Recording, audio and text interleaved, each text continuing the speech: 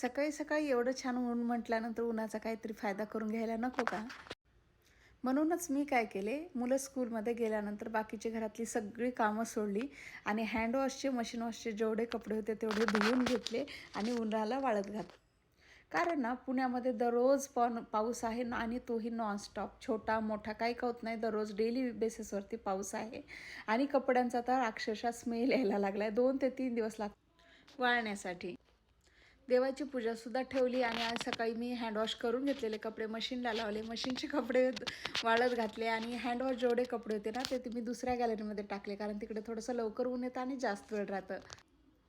आणि कपडे वाळत घातल्यानंतर गेले होते देवाकडे. देवाची पूजा करायची माझी बाकी राहिलेली. म्हणली पटकन पूजा आवरून घेऊ, लगेच श्रीवला मला स्कूलला आणायला जायचं होतं. शिव स्कूलमधून आला पण आणि हा सायंकाळचा टाईम आहे. श्रीवला जायचं होतं त्याच्या मावशीकडे आणि सकाळपासून त्याची रडारड ह्याच गोष्टीसाठी होती. आणि सोबतच माझ्या बहिणीकडून जेवण्यासाठी आमंत्रण आलेलं होतं आणि ती आली होती कामानिमित्त खाली, तर ती बोलली की मी त्याला घेऊन जाते. मग ती श्रीयू गेला त्याच्या मावशीसोबत. मी नंतर लगेच निघाले. थोड्या वेळानंतर घरातली कामे आवरून घेतली.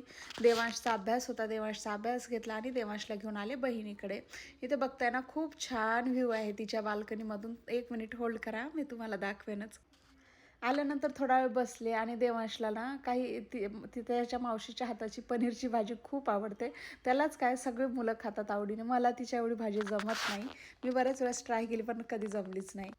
काय मग देवांश आल्या जेवायला बसला आणि मी इथे थोडंसं मुलांचं शूट घेतले आणि हा तुम्ही बघू शकता रात्रीचा व्ह्यू.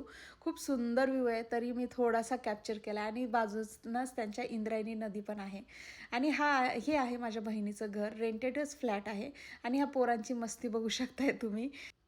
सेम एजची मुलं असली ना खेळण्यासाठी त्यांना बरं पडतं आणि ह्या दोघांमध्ये एक 3 ते 4 महिन्याचाच डिफरन्स आहे. आणि ही आहे माझ्या छोट्या बहिणीची मुलगी आशना. ती मला आज जेवायला वाढलेली ताट. आज जेवणामध्ये पनीरची भाजी, वरण, भात, चपाती होतं. चला तर मग भेटते नवीन शॉर्टमध्ये. तोपर्यंत बाय.